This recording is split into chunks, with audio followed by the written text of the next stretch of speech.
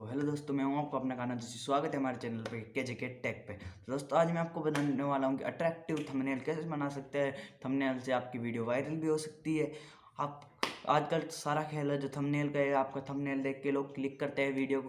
तो मैं आज बताने वाला हूँ कि सिंपली कि एकदम बेहतरीन थंबनेल आप कैसे बना सकते हैं। तो चलो आपकी वीडियो के बताता हूँ आपको, पर उससे पहले आप वीडियो को लाइक करके चैनल पर नहीं हो सब्सक्राइब कर देना। दोस्तों चलते हैं मोबाइल की स्क्रीन पर।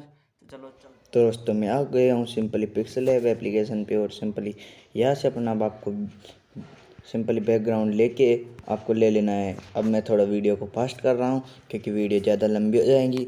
दोस्तों मिलते हैं लास्ट में।